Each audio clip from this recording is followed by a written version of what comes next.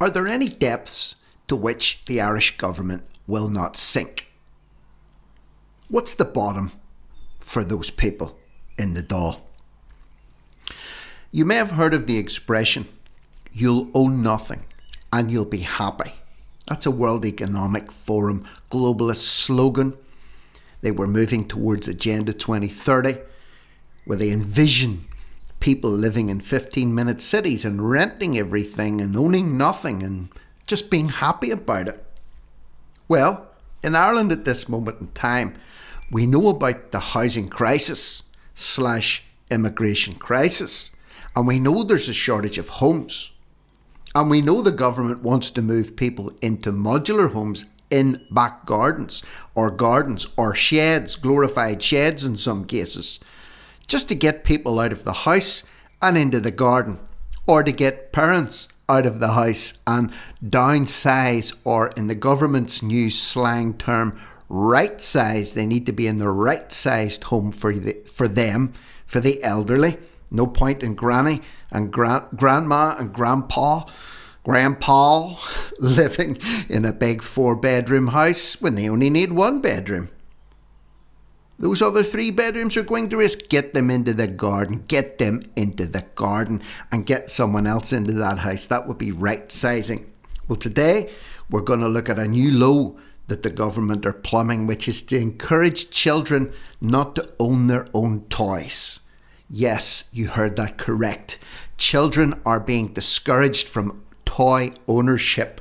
Remember, you'll own nothing and be happy. That even applies to children now, as the government are putting forward proposals to expand the nation's toy libraries. What does that mean? It means you don't own a toy. You borrow it, you play with it, you take it back, you exchange it for another one. You don't own it. And children are being guilt-tripped into thinking, well, if I own my own toys, then I'm wrecking the planet. Instead of recycling things, I'm owning things and I'm causing destruction to the planet. This is true. This is true. This is a propaganda piece put out by Fine Gael. Listen to what this guy says. Listen to the subtle seeds that are being sown into children's and parents' minds around the issue, for example, of toy ownership. Yes, this is real. Fine Gael wants to bring one close to you. Kids can borrow a toy, bring it back and borrow another. Less waste, more joy, and every child can benefit from it. Unsustainable production and consumption patterns are bad for the environment. Less waste, more joy. Every child can benefit from it. I am not a betting man. I'm not a gambling man. But I would stake everything I have on betting that his children will not be using a toy library. That Micheál Martin's children didn't or would never have used a toy library. McEntee's little family, apparently, that she has, won't be using a toy library.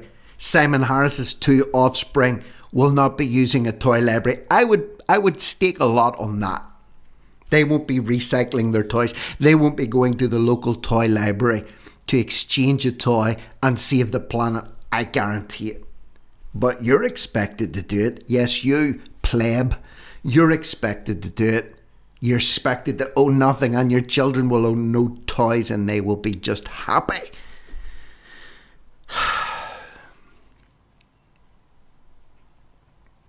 I despair.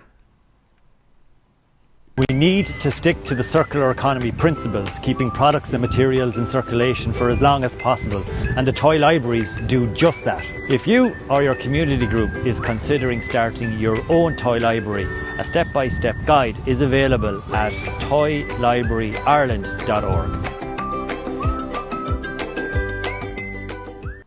There you have it, toy libraries.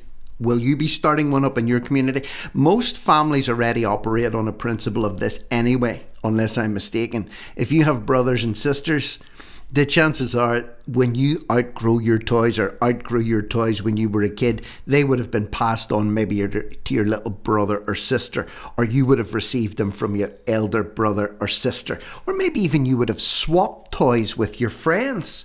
You know, it happens from time to time, but this is a step further. This is guilt tripping kids into believing that we need to be mindful of the circular economy. We need to be mindful that we're not destroying the planet. We need to be recycling. And in doing so, it will bring us more joy and more satisfaction from our toys. So that's what Fine Gael have up their sleeves. And some of the comments in and around this were, who will be employed to run these toy factories or these toy libraries? Will there be a toy library czar appointed to the price of about €400,000 a year to get this one off the ground, like they're trying to do with the housing mess? And speaking of which, this is the modular home thing that they're trying to sow and implant into people's consciousness. This is a mobile home that's slapped in the middle of an Irish town/city for everyone to see and look at it and become familiar with it, to encourage people to consider this as an alternative to a good old-fashioned house. With all the progress apparently that's being made in the world at the minute, with all the money that's being made, isn't it hard to believe that your grandparents or great-grandparents, aside from electricity and maybe running water, at least they had a roof over their heads made of brick and mortar? But here we are in 2025 and people are leaving the country because they can't get a place to stay, can't afford a room. So here's modular housing propaganda for you as well. In the middle of Limerick City has been attracting a lot of attention. The unit was set up as a show house after the government announced plans to ease planning regulations around these structures. The reason I set it up here is the demand for houses, demand for units, and the prices of building and demand for houses. That was the idea for setting up this.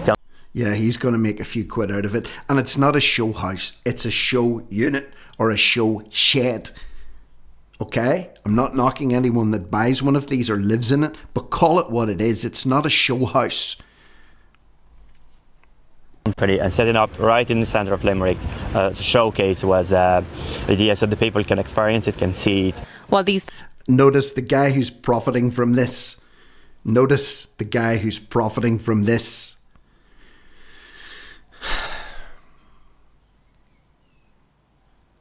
types of models are suitable for back garden settings, the Mayor of Limerick is working on modular homes that will suit dense urban areas. What we're doing is somewhat different, which is we're using the same idea of constructing off-site so it can be delivered on-site and constructed more quickly, but we're trying to get individual units that we can assemble together and create something that will effectively look like an apartment. So the main advantage with this is not so much cost, it's speed. You can actually, cut a year or two off of the delivery. Cut corners. We want to build them off-site. We want to deliver them on-site. We want to stack them on top of each other so it looks like an apartment. You ever had a Lego set when you were a kid? You ever play with Lego? Those little blocks, you build them up and you put the little flat pieces on, then you put the bricks on top, then you put another little flat piece on, a little door, a little window.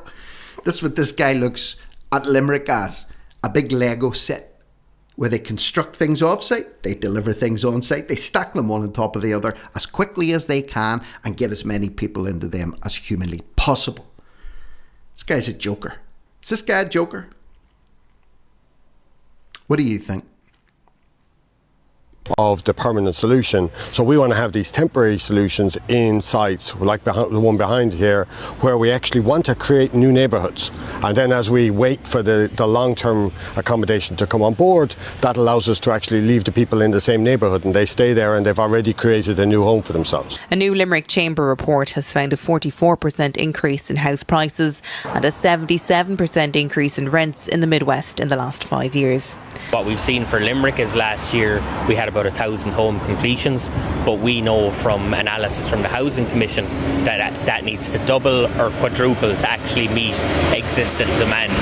So, when you look at that and the trajectory of where we need to go, we definitely need to be exploring other options. When it comes to modular housing, we see it as a critical mechanism in that. Modular housing has seen success in other European countries. It remains to be seen if it. That's handy. You roll out of bed and you just roll straight out the front door. Straight out the front door.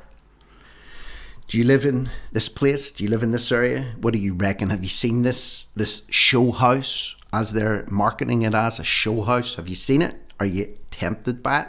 And of course, it may actually be a better alternative than renting out a room, a single bedroom in a house of multiple occupation for maybe 4 figures a month.